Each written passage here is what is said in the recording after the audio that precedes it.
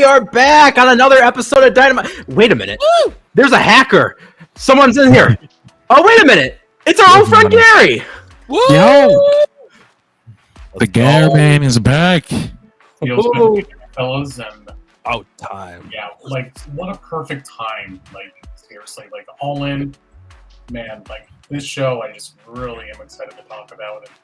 What a great show to come back for, too. What a great episode of Dynamite to come back for. I thought I had a fun time with the show in general.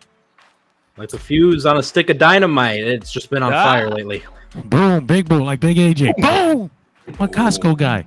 Here comes the boom. Ready or not. Oh, there he is. Our boy Mac. What's up, Mac? Thanks for joining us in the comments. I wanted to Mac brought something up, so we can get right into the end of the show. Mac brought something to my attention that really concerned me. You see Bryan Danielson right here as he appeared at the end of tonight's episode of Dynamite. This is Bryan Danielson as he appeared the night he was forced to retire. Oh no! That's a familiar looking shirt color situation there, isn't it? I thought there was something familiar about it. I did not put two and two together. It's worrisome. It's worrisome. All this in my mind, I have this cope in the bottom of my mind that's like, you know what? He's probably pushing it. What up, Elliot? Thank you for joining us, bro. I feel like he's pushing really hard because he's going to win the title and they want to work the shit out of us. You know, like the Shane Douglas 1999. I'm gonna retire. My leg is broken. That's my cope. But expert liar Bryan Danielson lying to everyone per usual. But Nick, I guess take us to that final segment and then let everybody else get a chance to talk. I got too excited. So jump right ahead. I understand, man. Bryan Danielson's involved. I knew you had to just jump on that. But listen, fellas, it was the final showdown. Da-da-da. But we had Danielson and we had Swerve, and of course, Nige was there. Why wouldn't he be? Let's talk about this. Swerve walked in pure aura. That was just not anything that is surprising. Nige going out of his way to not introduce Bryan Danielson. And Swerve is really talking about whose house? Swerve's house. Oh, yeah. Swerve wants to retain that title, but as a little bit of a payback from last week, Psycho knee Danielson with a run-in, taking out Swerve as the crowd chants, yes, yes, yes. Danielson, he is hot, he is fire, he is going at it, calls himself the best effing wrestler in the world for the last 20 years. I know John was excited about this, fellas. What do we think about this? Gary, I gotta know. It's been a while since we've been able to call on you to see what you've said. Come on, Gary, let us know what you thought. Man, like, one thing that I'm really excited about this match is, like I said in the group chat yesterday, it's just, this feels like the main event that I really, really wanted. Like the build for a short period of time for how this has been going on since it's been announced. I'm thinking, okay, see how the build, gets properly, proceeded that direction, and every fucking thing has been phenomenal. Bryan is making me believe that he could possibly come out on top. I wanted to get that moment so damn bad.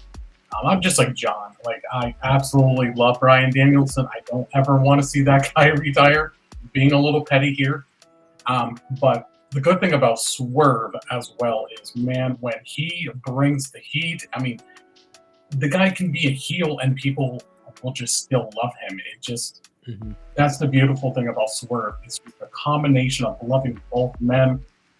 I mean, man, the fact that Swerve, after 1 year, is in the main event of Allin is accomplishing something very great for him as well. Man, all I know is this match is going to be potentially the best match of maybe to end the last quarter of the year. Man, I'm just excited for it all around. I mean, if I keep talking about it, it's going to be like a dialogue. So I don't want to. We'll have time. We'll get into it. Mac asks, did they bleep the F word on TV? They did bleep it. And because Triller/Fight TV didn't air the episode until an hour after it started. I don't know if it aired on the Fight feed, which I usually do watch the Triller feed. I prefer the Triller feed because it's commercial free and because it's uncensored. But I have no way to know tonight because they dropped the ball again. Did you get to hear the F word up in Canada? Nope. No. Okay. If it was live, maybe they would have actually allowed it. Yeah. But Copeland did to Christian. Yeah. Max says AEW posted it uncensored on Instagram. Oh no. That makes sense. They got the balls.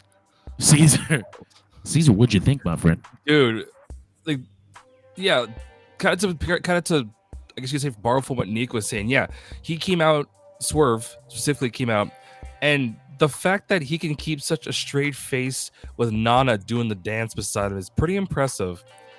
And then he comes to the ring, cuts the promo, looks the camera in the eye, and starts doing his evil laugh. I got chills from that shit too. Like, it screams evil villain all over when he's talking and looking in the camera. Also, side note, he didn't come out in his usual jacket, or one of his usual jackets, I noticed. Isn't that weird? Got great aura though. Still got great aura. Looks great. Big buff, giant shoulders. Looks like a Bruce Timm drawing. Oh, for sure. To be fair, wouldn't want to leave anything behind overseas when he traveled there. Yeah. No, go ahead, Caesar. My bad. But to wrap up the whole thing, when Danielson came flying down the ramp and hit the knee, I sat up so quickly and I was just like, holy shit. And you could tell that Danielson was just, dare we say, evolving into a new version of himself. He was hype as can be. Like, I'm pretty sure if he could have, he would have broke a door now because he was so over energetic going into the main event of Allin. So I am extremely excited for Sunday.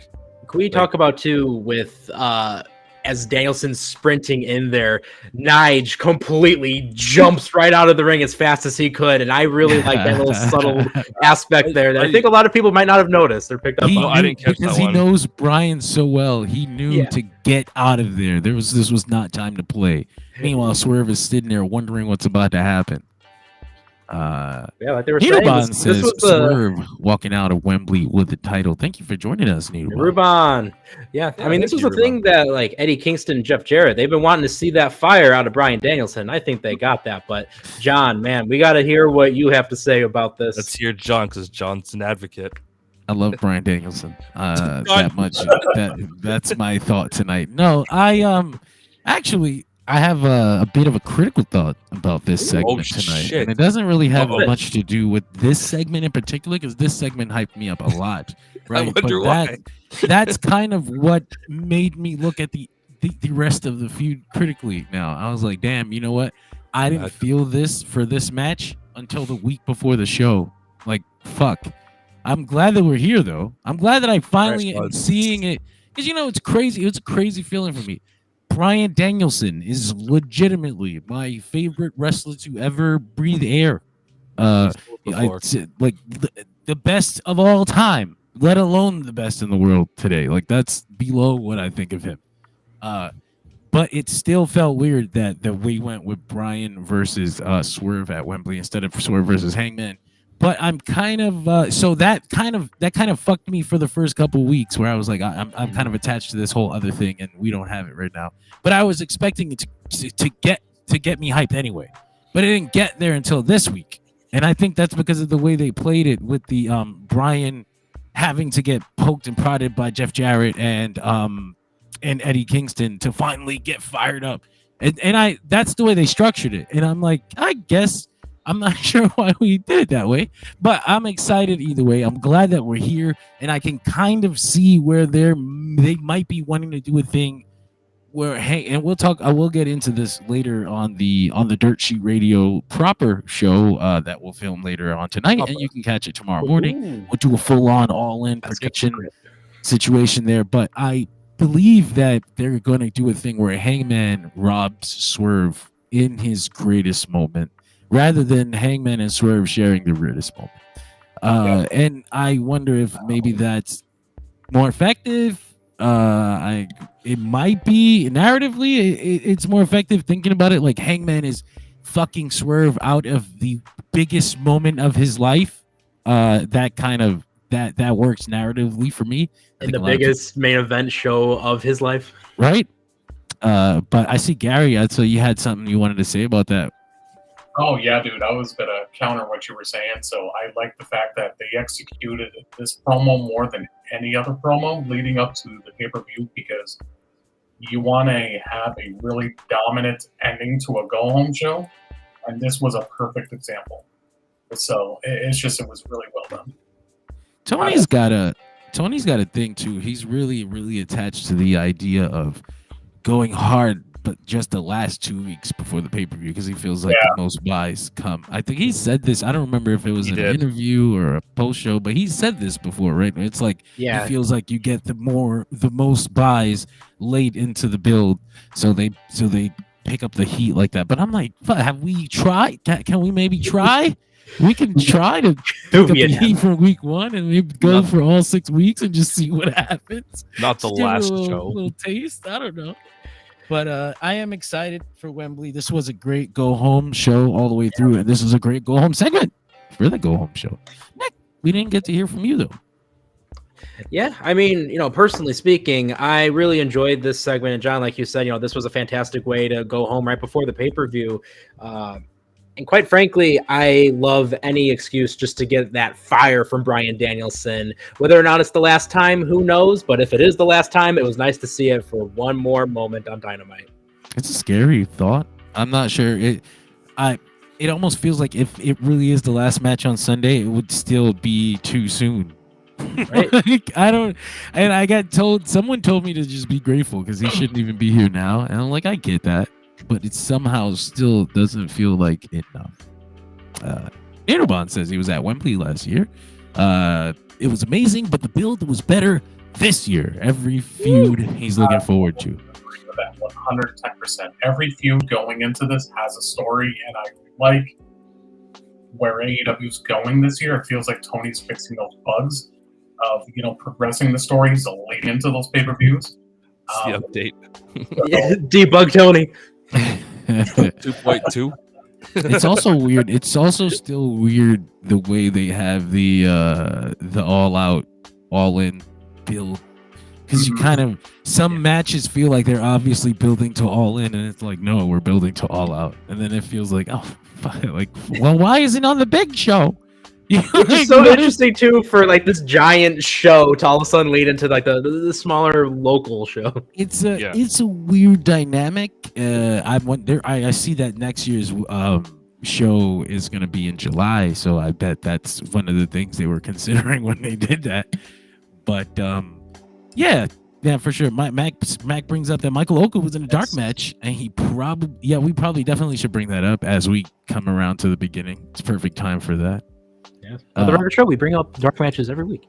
They used to air them on YouTube when I was a kid. Remember the day of Elevation and Dark? Those were good times. Dude, I never my day. What was that, Gary? It's an episode of Dark or Elevation for that matter. I miss it. I miss it a lot. I miss it dearly.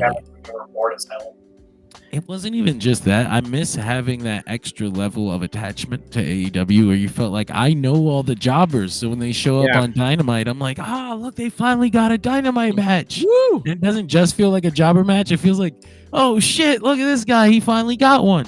Anyway, Mac does bring up a good point. ROH Dark Elevation. We should just watch our ROH. Mac bringing us the Matt Taven cast per usual. Naderbon brings up they really need to do All Out at United Center next year during Labor Day weekend. Oh, man.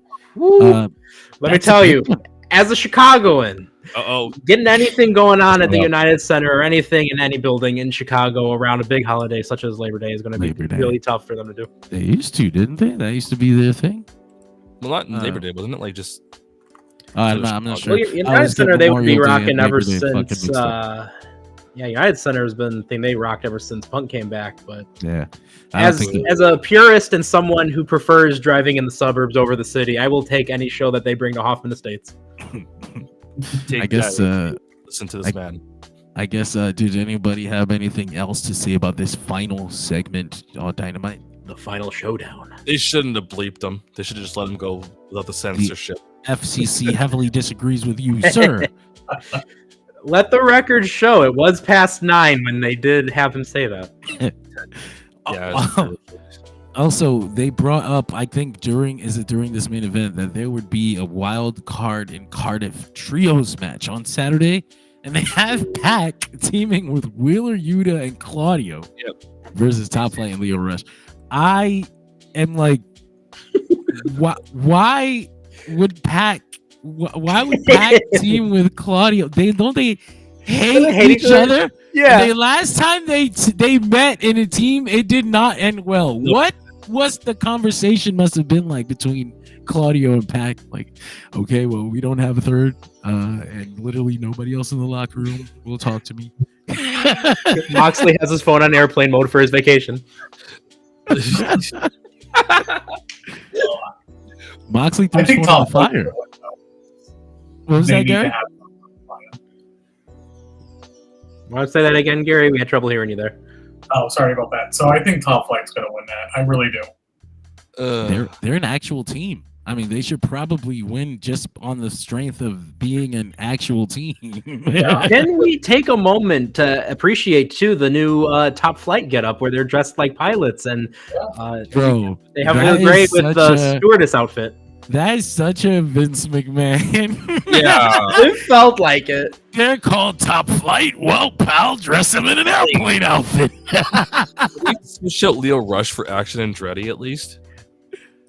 That's Rush said no. Max says, Rush which should have girls are retired gone? him. I need you and your son's help. I could see it, especially with like his like kind of face going on. That's another thing. They're definitely gone, right? Looking at that team, that weird ass team they put together, their pack with Claudio. And triangle? Yuta. We lost no. Death Triangle. Oh, Now we're Death Squared. that's painful. It's just death. There's no other. Singular angles. death. Their team is called Just Death. Oh gosh, we got to talk about the power of beginning. one. We got to talk about the Mercedes Britt Baker segment. Oh, I'll be right back Get then. back to the top, fellas. We're going to lose Caesar for this one. We have Britt We're gonna Baker go. and Mercedes Moné opening up the show with a contract signing. Hey, let the record show. It's awesome to be able to see more women's segments on the show, It especially is. opening. But we had a promo battle back and forth. Physicality not allowed between these two, but hey, that doesn't necessarily mean that Camille was safe from any of that.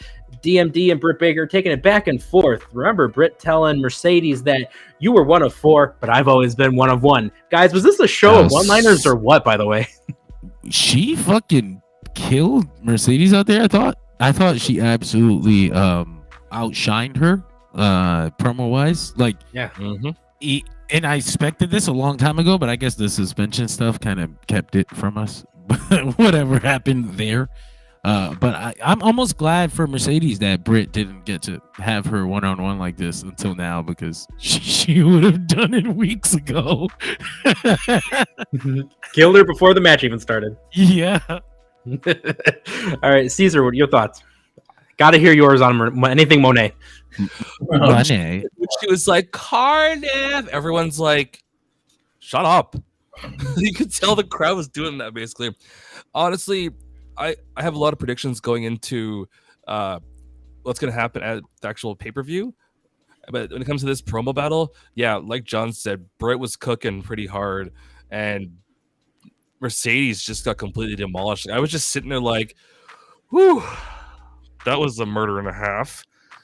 But the fact that Britt actually swung at Camille, damn. That's hilarious. I always love a good bonk. Mike bonks are my favorite fucking thing, especially off a good note. This bitch right here is annoying me, bonk. And I was like, that's fucking hilarious. Especially when it gets a good sound that just amplifies throughout the stadium. I didn't God, I expect love it. that either. That was Those used to bust you open. I think those used to bust you open. You used to get busted open with a mic bonk. Those are dangerous, damn it. the chair spot where You never know what's in there. people onto him or onto the girls. It's the amplification.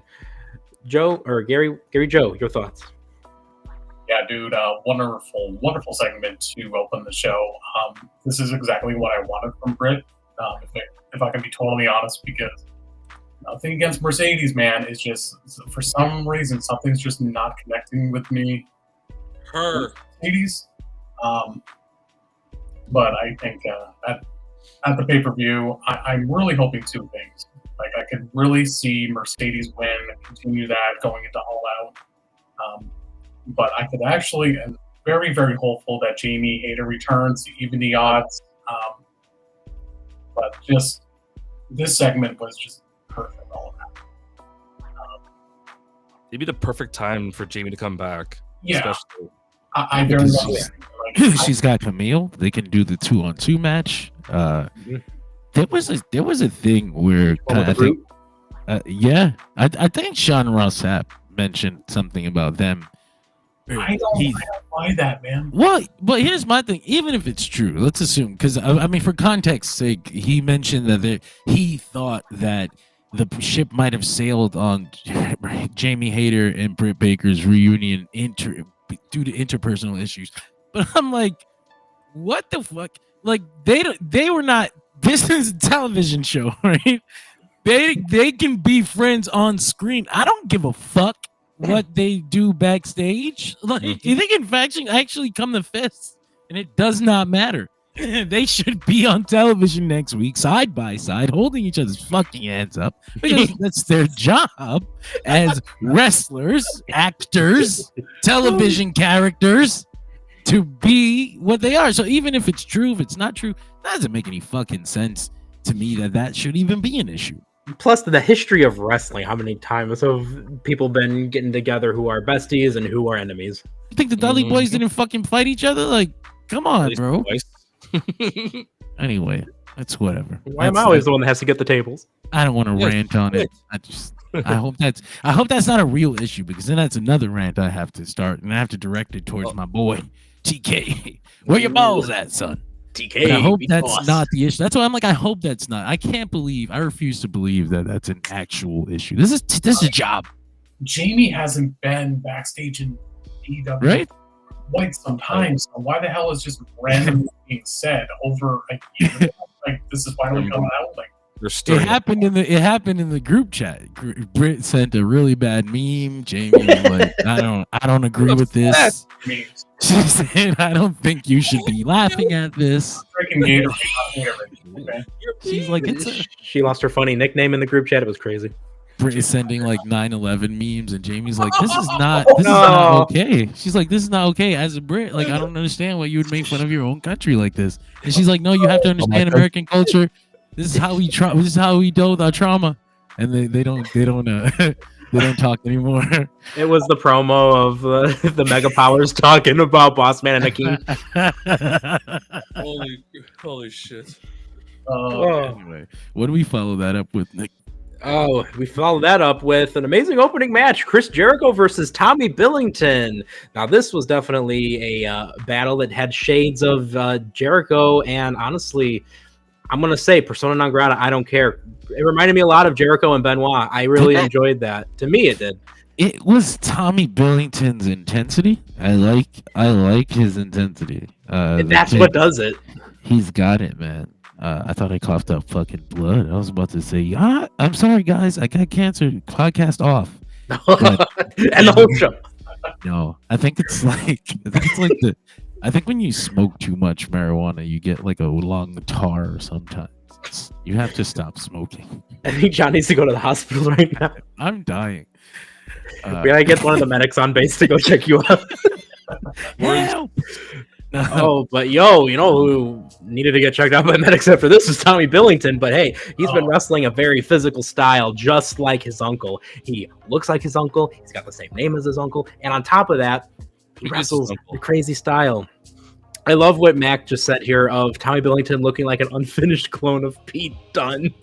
Oh, I see it now. Oh. That's funny. They didn't cook him long enough.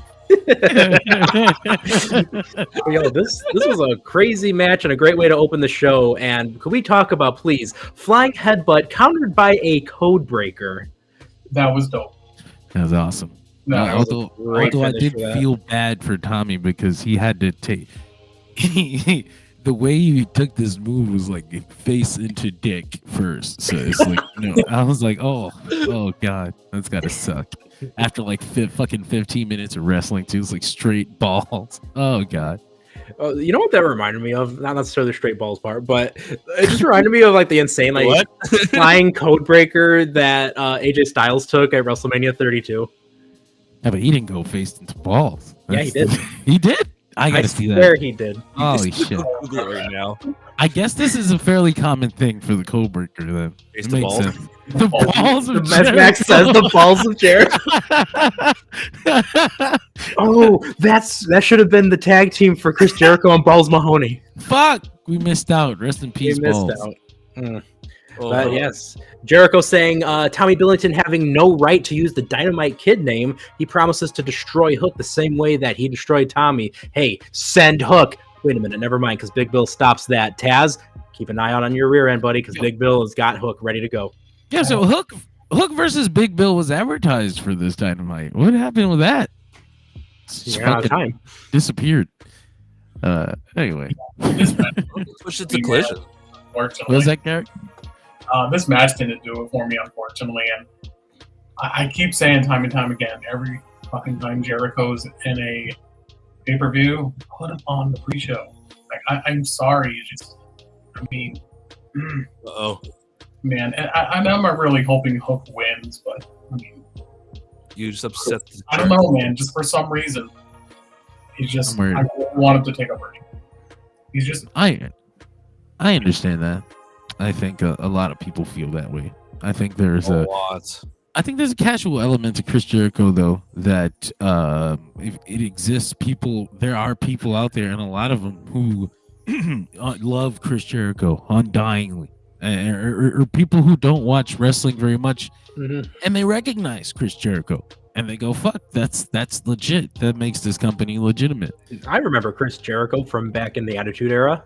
Yeah, Ooh, that's pretty much it. You know, that's like he'll never be, even though by that logic, then he should be on the pre-shows so that he can be for free and the sample for what you're gonna get on the pay-per-view. But that's what Billy Gunn is for. Right, I guess. He serves the same purpose, doesn't he? Pretty much, just a slightly lower echelon star. Except No one of them way. could go toe-to-toe with The Rock on the mic. This is the grift. This is Jericho's grift. He gets to bring sneak Fozzy into these Wembley shows and say this was a Fozzy. 0-2 with Fozzy performing at Wembley. What was his song? What did he perform last year? It was a cover, right? I think so, yeah. He like performed a Queen song or something. I can't remember. Getting away with it. I can't keep getting away with this. Emi Sakura needs to attack him. This is where the feud begins, boys. Can't keep disrespecting Freddie Mercury like this. Christopher Daniels with a microphone. All right. Well, anyone else have any final thoughts on Jericho or Tommy? All right. Well, then we'll go over to the next area. Then we had the women's title champion, Timeless Toni Storm, taking on Saraya. This was absolutely a spit swap and makeout match as Toni Storm pulls a Tommy Dreamer and basically says she's hardcore. She'll take them both. Yeah. Honestly, I saw this as very much a predictable match, but hey, there's no issue for any type of thing that gets us from point A to point B. I like that one spot with the Tony doing the catch can wrestling, World of Sports style. Other than that, well, it was alright. I mean, this is the thing. I think that Toni Storm got probably the best match she was going to be able to get out of Saraya right now. I don't know what the fuck Saraya is capable of, but as far as I've seen, that's about as good as it's going to get. Plus, this felt like, hey, it's UK time. We got to feature Saraya somewhere. Right? Yes. Yeah. Caesar, what were your thoughts on this? It was pretty predictable, like you said. Honestly, I just kept my attention span going, watched the match. Wasn't surprised she started kissing both of them, but wasn't surprised at the ending of the fact that it was like, oh, and there goes Toni, she won.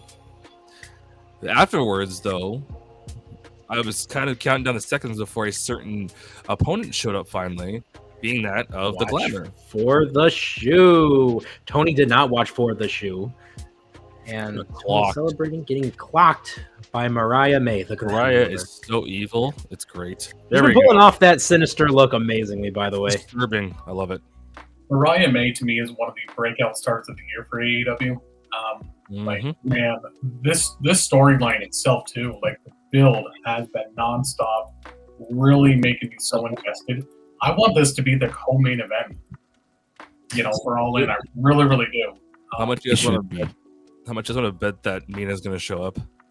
She has to, of course. It's going to cost Toni, I think. And then Mariah She's appeared on, was it Rampage or Collision to talk about how torn she is from this? Dynamite. Was it Dynamite? Yeah. He's neat. Big one. It's the big one. 5 seconds of promo time. So it's I don't know if Mariah should win on Sunday. I don't know. I just don't know. We'll see though. We'll talk again. I'll talk about it later. Secretly wants her to win. I like it. Well, we go from point A to point B. We talk about matches that they themselves have some people that the crowd absolutely love. Out comes Will Friggin. He is here, and all will chant for him, Ospreay. Wow, the crowd was absolutely hot when Will came out, and that was awesome. And I love the way that they showed off to the crowd. This was a jam-packed arena, great venue for them, great look for the whole show. Will, he's here to restore the feeling. MJF, though, as he says, Maxwell Jacob Freedom is here to win, as he says, the Americans do best. Again, when I say this was a night of one-liners, we had a lot of them here in this very segment. John, what were your thoughts on this? All right, we lost John in the war. Caesar, what were your thoughts on this? Why does Max remind you guys of one of those like figurines you'd see in like a toy shop that's like Merca? Look at that! Look at the suit. I'm just like, I can't take Max seriously in this. It looks like a ring. Let the record show he had those American flag pants on that Mac was wearing on the SmackDown recap show. That's hello. There's John. He was wearing Sandman's pajamas. Logan on YouTube says Will Ospreay is the best wrestler of all time. Even you know what? As long as consistently as he's been this good, I am not going to blame anybody who starts taking that stance. John burned up on re-entry. Don't talk about that. He's I'm sorry. I had to chase my children away like a bad parent. No, seriously though. If you were asking me about this Ospreay segment, then I did have to. I'm sure, as you guys have already done, just give my kudos to this crowd. This fucking audience. This is the thing. That audience was so fucking great that people kept saying, this is why AEW needs to run these buildings. This is why AEW needs to run smaller crowds.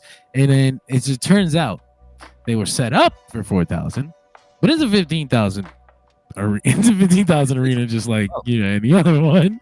So it's just that it was a great crowd. Which happens from time to time in any wrestling show.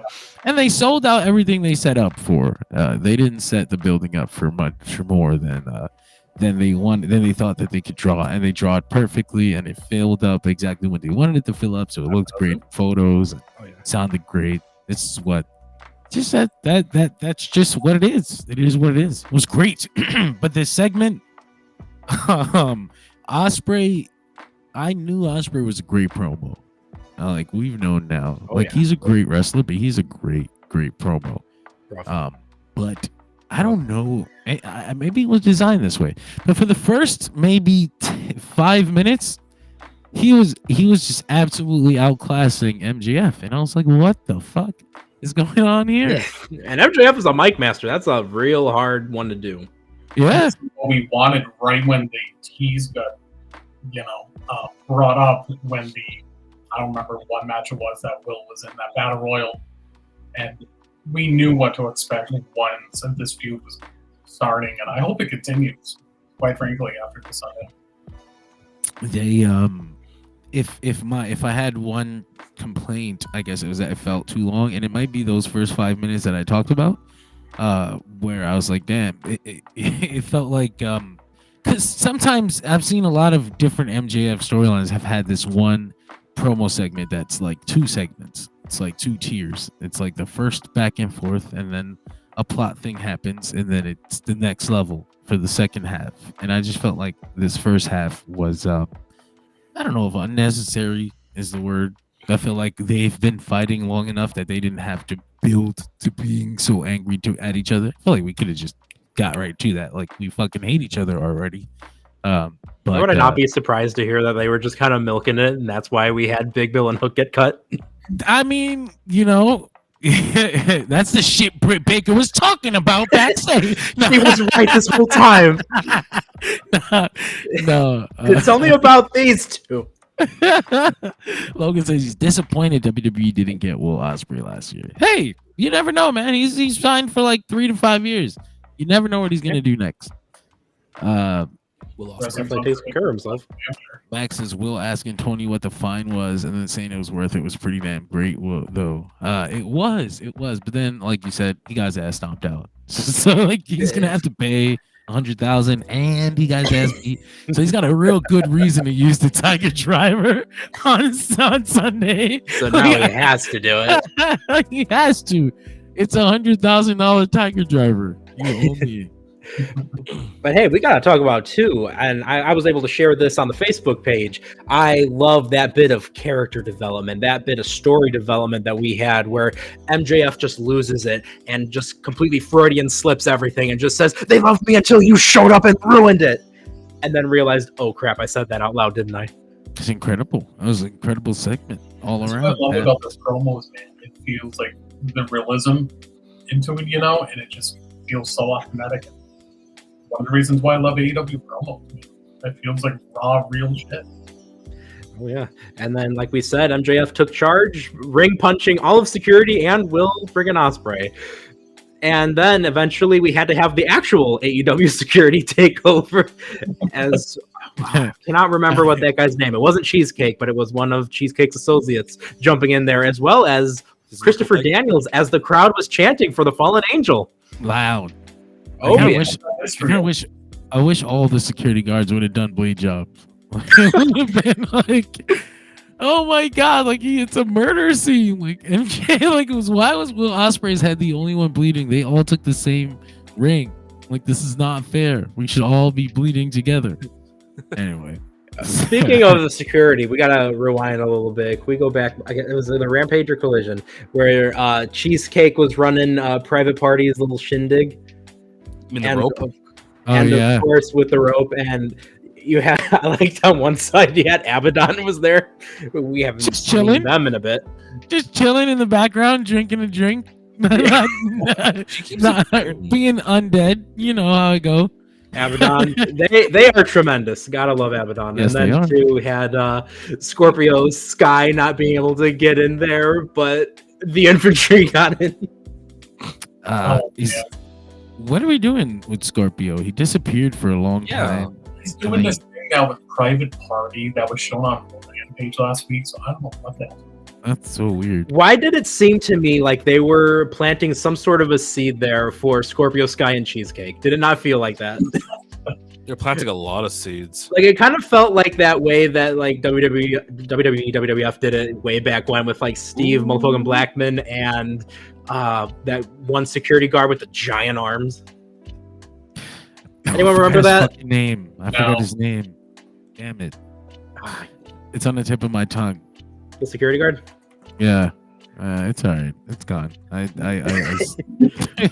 No, now we will find this out. We have the picture of him too. Big Jim Dotson. There you go. Shit, that's not who I thought it was at all. At all. That's not the name I was gonna say. I was so confident in it too. Are we surprised that Vince really wanted Jim Dotson to become a wrestler? Not at all. But I would love if Cheesecake wanted to go and become a wrestler. He's got the build and he's got the look and he's been present the whole time. I don't think anyone would judge. Nope. Max saying Scorpio couldn't get into a mid-card tag team party in his return promo. That's fucked up, actually. Remember when they were also seemingly seemed like they were going to be like building Collision around Scorpio as one of the main guys? Mm-hmm. Was that in the CM Punk days? Yeah, in the very early CM Punk days. Oh, we lost Gary. Now we know why it's gone. Anyway, what was the next thing? All right, following that, we had Renee Paquette talking about the Hangman altercation within the office. Oh, this one, I remember that. Typical Elite. They're always getting into fights around Wembley, aren't they? It's like a tradition or something. It has to be. Hangman announces that he is entering the Casino Gauntlet match. Oh, that's so good. That's so He good. is intense. He is sinister. I thought he would have like just showed up at the Gauntlet match and be like, "I'm in." Poor Evil Uno was so happy to be He's there. like, I'm gonna be in the Gauntlet too. This is a great opportunity for me in my first time ever. Smack. Yeah. And I just love how while Evil Uno's all happy and excited, he's like, I'm gonna be featured again, and it's on the biggest show. And like, you got a Hangman slowly getting the chair ready. Just He was wrapping- measuring up Evil Uno. He's like, "I got this, guys," and then he goes, "Ooh."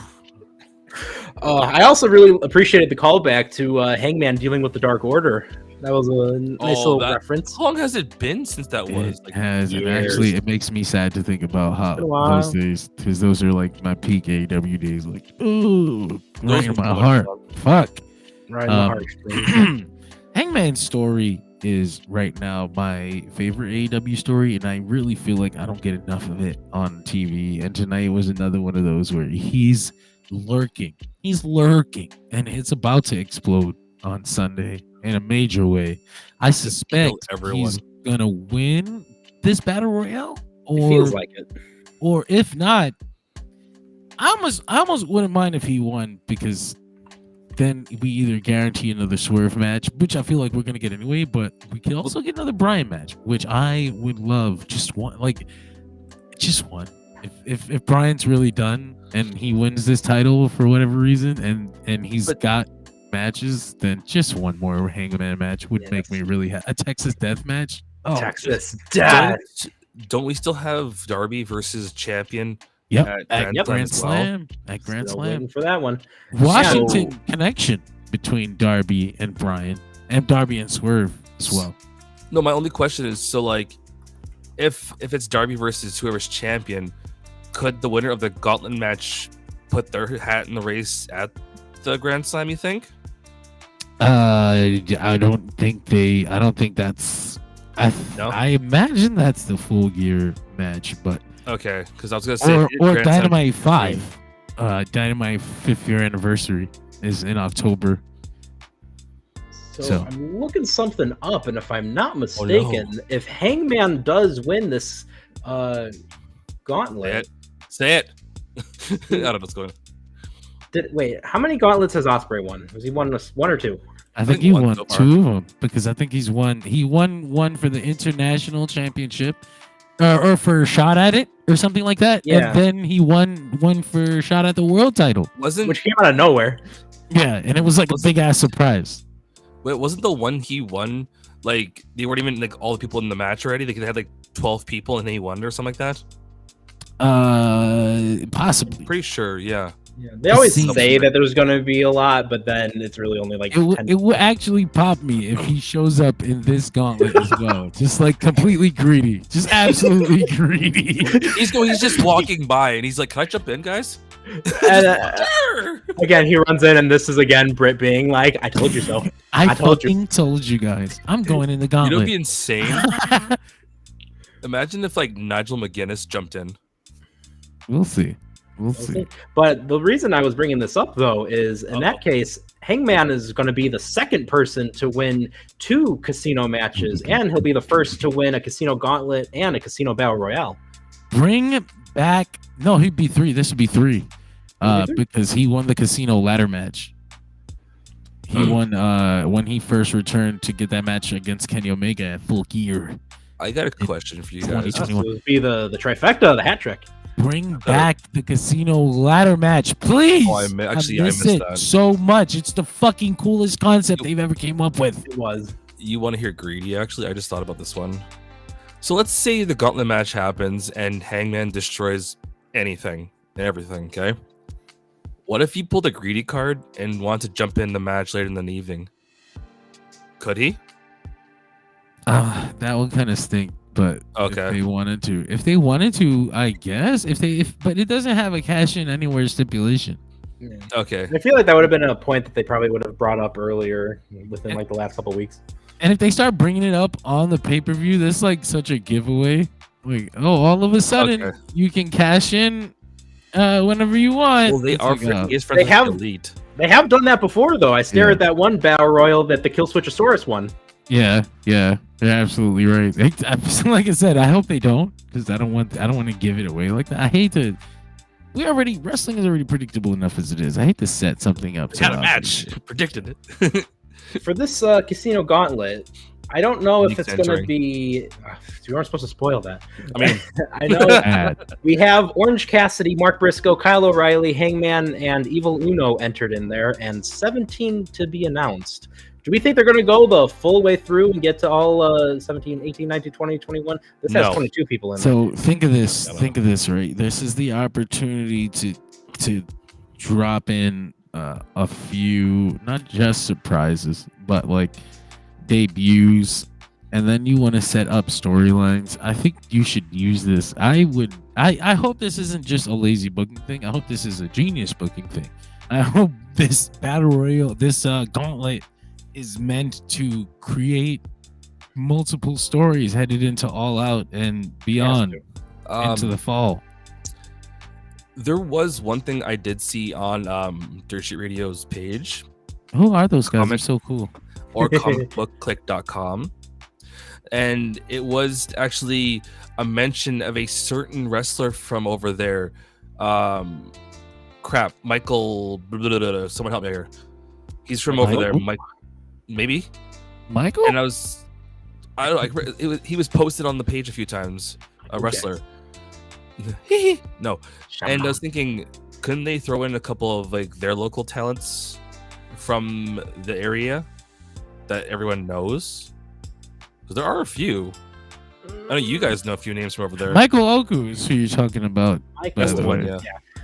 Michael Oku, I can see because they've just been referencing him. I don't think they're just gonna pull anyone out just for the sake of maybe like the international crowd, but it would have to be someone that's like a huge star. That's He's what passed I'm getting away at. and long gone, so it probably wouldn't be Big Daddy, but Oh, someone damn. at that level. I wonder why. 'Cause- but what was next? All right. Following that, we had the Continental Championship. I always want to say Continental Crown. It just sounds so much nicer. It Yeah, does. it does, but it's So you know what? crown. You know what? We're going to call it that anyways. The Continental Crown. The champion, Kazuchika Okada, the Rainmaker, takes on Claudio Castagnoli. This match itself, it definitely had a slower start, but it picked up later. Honestly, it was overall a great match. Ends in a time limit draw. Fellas, what do we think of this? Caesar?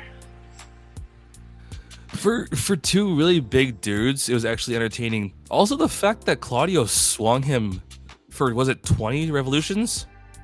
Something like that. I mean, that's the thing to remember. Okada's a big guy himself. Heavyweight caliber. They're both long dudes. Like they're both like they both have like long ass limbs. Like they both Right. have long legs, lanky. long arms. They're lanky men. They're lanky, they're muscular. Couple of long ass dudes. Long. Probably like what, like 225 each at least. At least. No, one of them is 230 too, I believe. One of them. Yeah, we kind of had a situation on the Friday night show for those of you who joined us with Mac afterwards. Oh wow, that's right. That's right. He almost fucking died immediately after the show ended, or during it. I guess this is dangerous work here. Yeah. Yeah. The lights above us. And John, you left me alone, so I would have been I the one that had to fucking- deal with that. Oh my god, it was so crazy. But Yeah, we were talking too off the air for like 20 minutes, and then I found out like immediately once we hung up, Mac, this is going to be his story to tell, but that's when everything started happening right after we hung up. Mac, glad you're okay and joining us though, my man. All right, but yeah, John, what did you think of this match? I love this match. Actually, it was just like a morsel, like a taste of what they can do. So you got that vibe too then, hey John? Yeah. Oh yeah. I loved it. Oh yeah. Just a little bit. But yeah, no, I get the vibe. Like you said, like they're gonna do a rematch, possibly They have at to. All Out. Makes sense to do it in Chicagoland. Is that what they call it, Nick? Or is that Yes. is that a thing? Okay. Yep, cool. Chicagoland is Chicago and everything surrounding it. Be it Representative. Nice. That's why I right. got the bulletproof vest on anytime I go On the outside. scene. It's for my boy.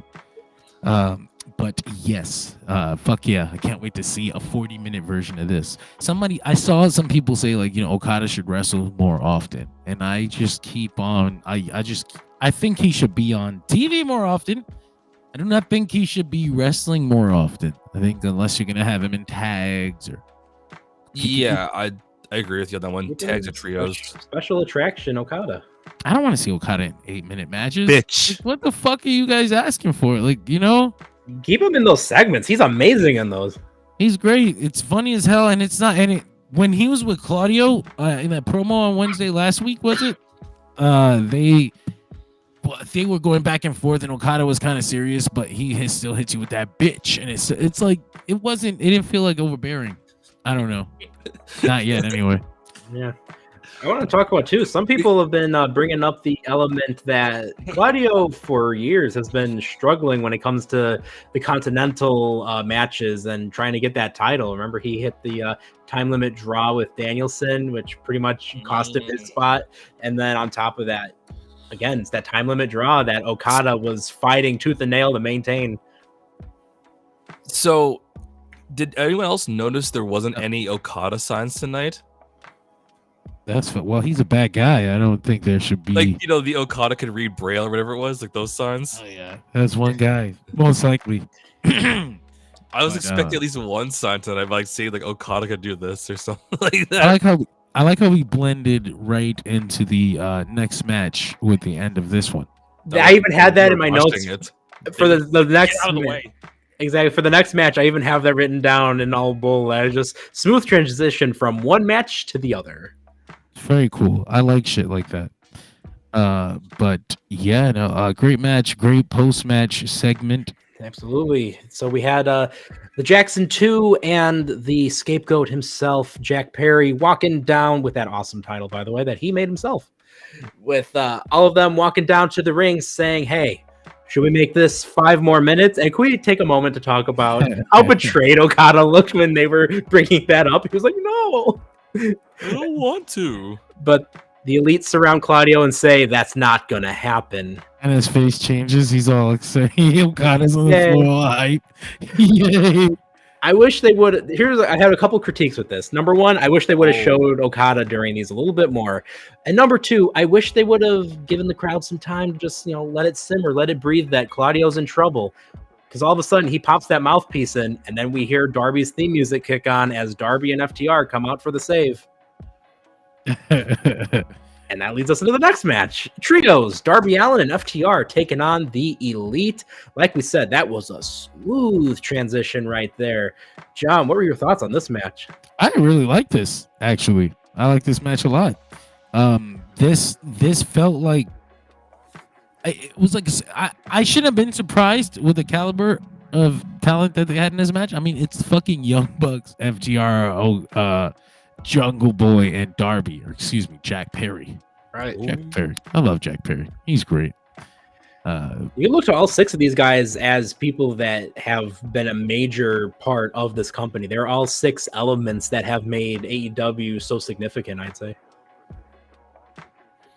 I was looking on the goddamn Twitter app for that was your first mistake, is going to Twitter. AEW updates, and I got distracted by a stupid video. Anyway, fucking the last thing I wanted to say about this match is that I was really surprised Darby Allin pinned Matt Jackson. For whatever reason, I mean, it makes sense. Matthew Jackson, excuse me. I was like, man, it makes a lot of sense, but there was so much high quality talent in the match that it was weird to see any of them get pinned by anybody. Max says Jack Perry did nothing wrong, and I agree. I actually, like, real life agree. Like, not like real. He turned out for the best. But yeah, what was that? The last segment? No, we had Brian telling Ospreay that he should do it. We also had the Acclaimed coming out. Oh yeah, and the theme music almost didn't kick on at first too when they were entering. Did song that for anyone else, or was that just me? I missed that. I'm very. Maybe the crowd was too loud. I don't know. It was a great crowd though. I'm very. I don't know why they're in this fucking thing, but Right? And then just some random trio edition for no reason. Just break up. Just Go to break catering. up. Just hang out in there for a bit. No, break up. That's what they need to do. Break up and tell a story within themselves. That's the only thing that's going to make them interesting right now, because going to catering isn't going to help anybody. That's a waste of all the TV time that they've had so far. What would have been the point of having them obnoxiously a part of all these top storylines if you're not going to do something with it? The scissor chants just aren't as big as they once were. You know, I the think whole crowd doesn't do them as much. They cold as fuck. Yeah, the crowd will happily chant for anything that involves Billy Gunn, Daddy Ass. But aside from that, you know, when it's the intro time, you know, that's one thing. But like during the match, it doesn't hit the same as it previously did. Not to mention they've stopped doing their intro raps before they come to the ring. That was a huge loss. What the fuck was that about? Like what? Caster kept flubbing. Let's stop doing the thing that's got us the most over forever. All right, cool. You know, when John Cena stopped doing it was when he was completely over. Like He completely ascended. Yeah, it didn't matter anymore. You stopped doing it when you needed it. It doesn't make any fucking sense. But and then it just became something he pulled out on occasion for nostalgia. Yeah, Pulled out. But it's okay because Caster has a mustache now, fellas. it is what it is. Bowens, though, can we appreciate? Because remember, and we've said this time and time again, Bowens, when they put the Acclaim together, he wasn't the greatest on the mic, but that was what Caster was for. But now at this point, Bowens is fantastic at talking. He's got this unmitigated intensity that itself, like I can't wait to when he takes over the mic from Caster. So I really hope that they do something with Bowens just going on his own. I don't care if it's face, I don't care if it's heel. I just want to see more of Anthony. I agree. I actually enjoy him on the mic more than Matt Caster right now. But that's you know, that's neither here nor there. Neither here nor there. Yeah, and then at that point we have bloodied Will Ospreay, bruv. This moment.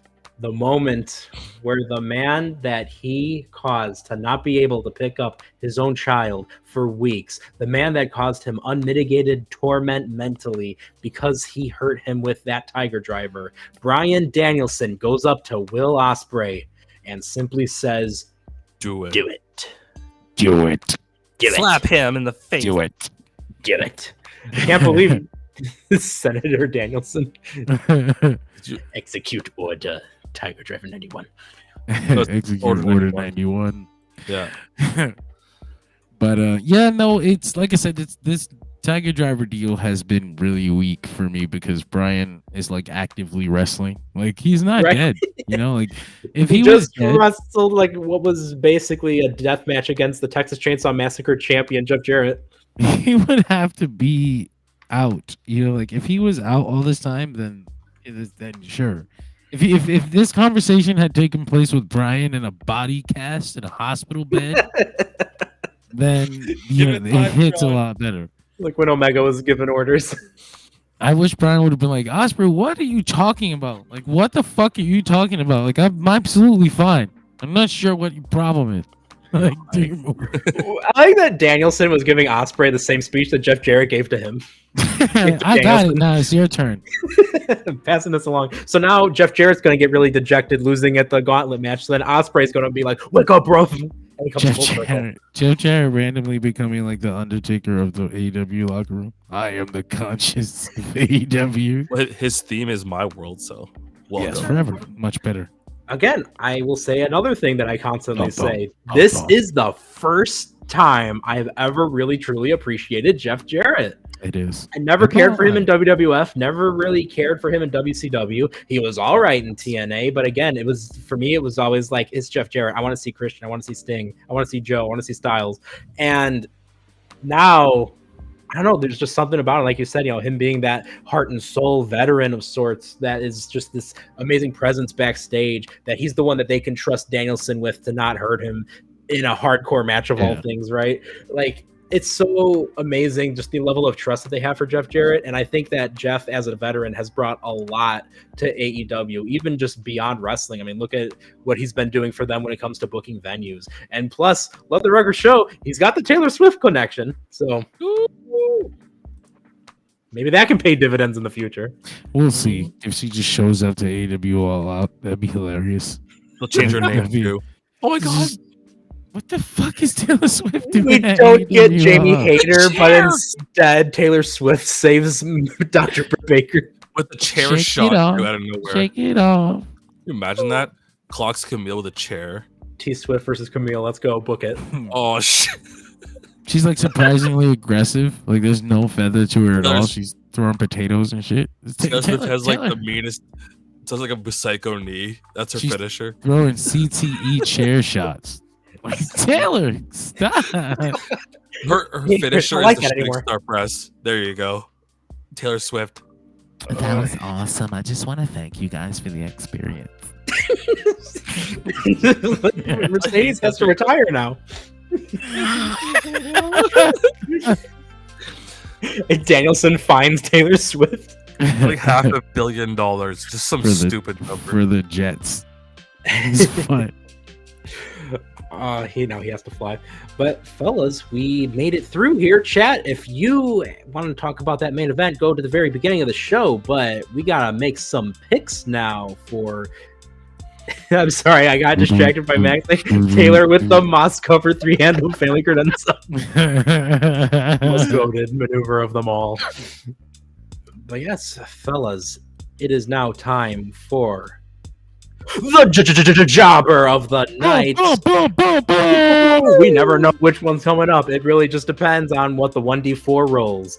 Jobber of the night presented by NordVPN. We've mentioned it time and time again on this show. Go to comicbookclick.com/dirtsheetradio. Scroll to the very bottom of the page and make sure that you are protected from any unprotected Taylor Swift level chair shots on the internet by getting NordVPN. You're going to use promo code DSR. I don't know what the code is, but you know what? You're going to go in there. You're going to enter that in, right? And when you get that subscription for 1 year, they're going to give you 72% off and an extra few bonus months, last I heard. So 72% off, a few bonus months, and years worth of amazing internet protection. 12 months. You can't put a price on that. But, you know, we can put a price on the jobber of the night. Caesar, who do you have? You look like you're ready to go. I mean, I'm sort of ready, but I'll take this one. If I got to be completely honest, I wasn't gonna say Mercedes just to get that out of the way. I'm gonna go with Jericho. Honestly, like it's cool what he's doing, but I can't get behind it. Watching like he does his like "Hi guys" every week, and I'm like, can we like take him off TV like every other week? Don't put him every single week. That's just my 2 cents. And then the match with Billington, it was cool, but there were times where it just felt like he was kind of extending it by walking out of the ring, like rolling around the ring, when they could have easily just had a good quality match for like 10-15 minutes and then switch to the next segment. So yeah, I'll go with Jericho. John? My job of the night is going to be MJF for that first few minutes where Will Ospreay ate his ass up. I was like, what the fuck? What is he doing to him, bro? Bruv, not that way. Bruv. Leave him alone, bruv. Not that way, bro. Leave him alone. But yes, my turn then. And the Nate special. Yeah, I gotta have to go with good old Claudio on this one. Man, Claudio. Always loses those big Continental Crown matches when it comes down to that time limit draw. Bitch. That's always been his downfall. So unfortunately, hate to have to say that he's my jobber of the night, but unfortunately, Claudio, I am sorry. In your opinions. Polyglot Claudio, because he can speak what, 5 or 6 different languages? Nobody He can. That. That's why he can work with Okada so well. That's true. They're speaking like English and Japanese, and nothing's making sense. Well, we'll follow Jobber of the Night with, of course, the Megastar of the Night. Like we said, go to comicbookclick.com, and guess what? Apart from just Dirt Sheet Radio, you can go to Comic Book Click. I'm looking at the site right now. Guess what? not only do we get pro wrestling news on there, we got pop culture news, we get comic book news. You can get connected to the Major Issues podcast straight through there. It's awesome. There's a lot of real cool people that are on there, posting different articles, writing different things. Some might say our own John Escudero is a major force behind the comic book clique of sorts. I try. I do try. We love it. But definitely make sure to check out the Major Issues podcast. It's the best. Yes. All right. Megastar Geeks time. first. Oh, I gotta go in reverse order, and I was not really all that prepared for this. I'm gonna give an honorary mention to Christopher Daniels, because it's always nice to hear the crowd chanting Fallen Angel, especially when he's not really much for wrestling in the ring anymore. But it's aside Christopher Daniels. It is. But aside from that, whether or not this is the last time, I gotta throw a mention out there to Bryan freaking Danielson. This guy stole the show in a big way, and it was so nice to have Bryan come out on top, the whole crowd going, yes, yes, yes, and Danielson with that psycho knee, yep, knowing that he is truly the best wrestler in the world for these last 20 years. Gotta go with him. He is. He's my megastar of life. He was definitely also my megastar of the night. That promo right there. But if I have to pick somebody different, just to be different, it's going to be Will Ospreay. God damn. That fucking crowd, that promo, every single thing about him is like he is the top babyface in this company. He really is, bro. He really is. Yeah, absolutely. Caesar? Well, I mean, I could have taken the easy way out and picked the same thing you guys said. I could have taken the other easy way out and said Britt Baker, because she's going to stomp what's-her-face's face in. But I'm going to pick a different person, actually, because I'm excited for this angle she's going through, and that's the glamour, Mariah May. It's weird, it's different, it's evil, it's sinister. Watch out for the shoe. And we'll see how shit goes down at Wembley this Sunday. I'm excited for it. Absolutely. 10 a.m. EST.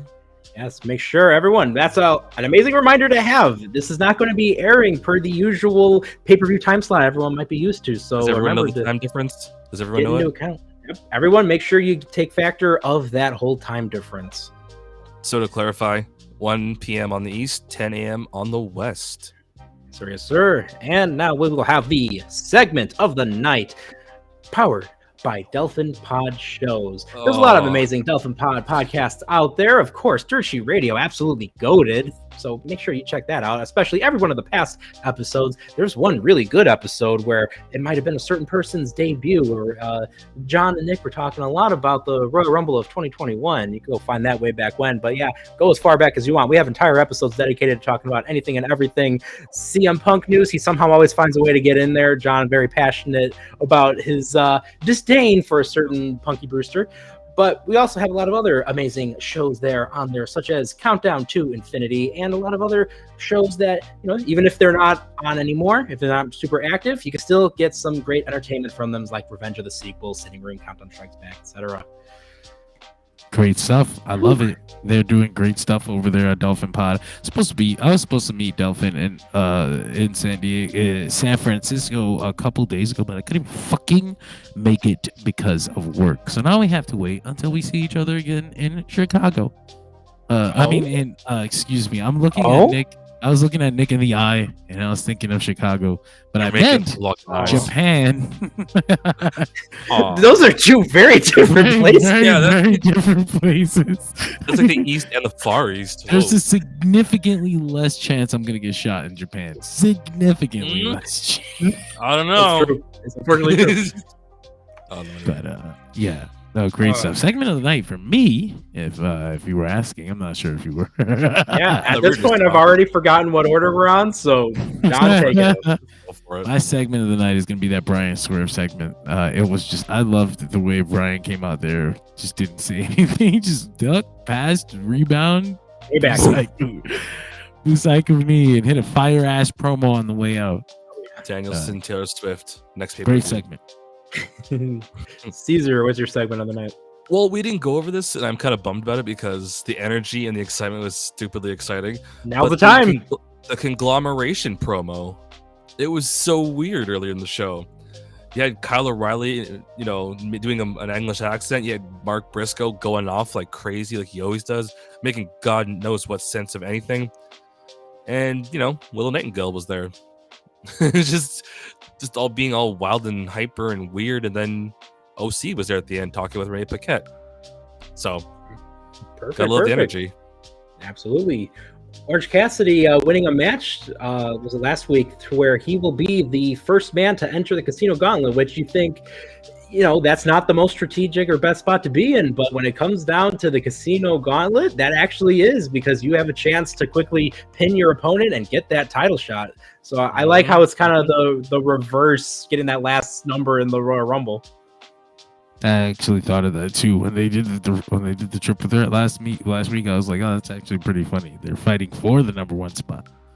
Yeah, I really love that dynamic, how it's important to come in first. I think that's just so unique, and I appreciate that.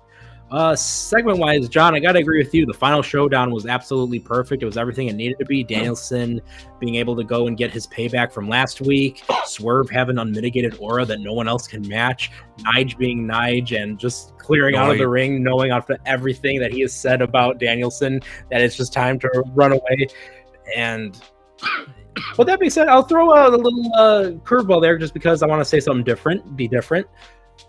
MJF and Ospreay. It was a great promo between two guys. It was awesome to see Ospreay be able to outdo the mic master that is Maxwell Jacob Freedom. And just the fact that MJF too had that segment where it gave him that character development where he was able to say that he was jealous of Ospreay. I think there's so many great elements to this whole segment that really made everything valuable. And I also want to throw out, we didn't talk about it, but Ospreay, when he said it was worth it and hitting MJF, and Tony Schiavone's just, yes! I absolutely love that. Tony's great with the way that he treats the heels and the baby faces. Absolutely. And we come to the last one for the night. This is the match of the night, brought to you by Monk.com. When you want your personal aromatherapy diffusers, if you want some that have CBD in them, go to monq.com and make sure when you have your order, they have some that are just individuals. They have ones that are in packs of 5, 10. I think I've even seen 15 and 20 on there before. Go check it out and make sure you use promo code DSR10. You're going to be getting yourself a nice 10% off anything Monk.com related. And everything. Exactly. So, hey, go to monk.com, monq.com, and use promo code DSR10. Match of the night. Honestly, matches tonight weren't completely terrible. Every match was in its own way very much, I guess, watchable for lack of a better term. But the one that really, I think, stole the show for me was Darby and FTR versus the Elite. It felt good all the way through. And again, these are 6 of the top dogs in AEW. So absolutely love this match. Didn't care much for anything that came after it, but I also really appreciated that smooth transition from the previous match. So yeah, the trios match for me. I was gonna pick the trios match, but you beat me. So go to hell. It is what happens when you get to go first. Damn it. Orange Cassidy's got it. I'll go ahead and I'll go with the Claudio and Okada draw. That was my favorite match of the night, and that particular spot at the end when Okada just desperately trying to run the clock out, it just had me rolling. I was crying because he was just absolute chicken shit heel. It's exactly the character that he's been playing Mike Wise. Look at him. He's fucking great. Mercedes. Anyway, yeah. Match of the night for me. All right. Nothing else really pulled me. I was gonna say that Claudio match, but John's like, mine.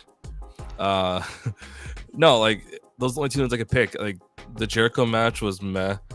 The Saraya Tony Storm match was decent.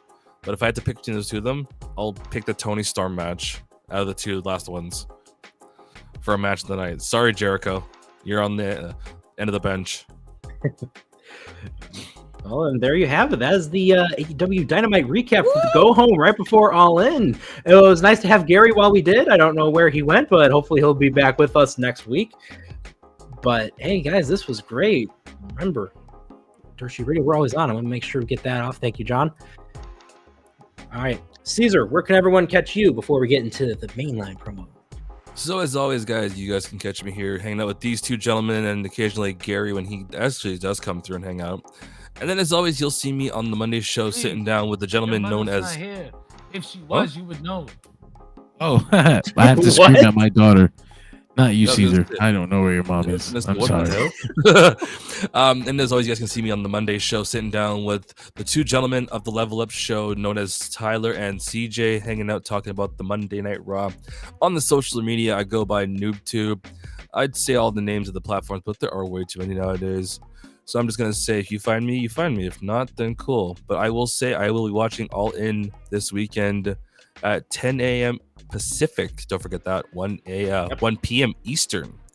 But as always, I'm going to say this gentleman beside me here will take it away because why?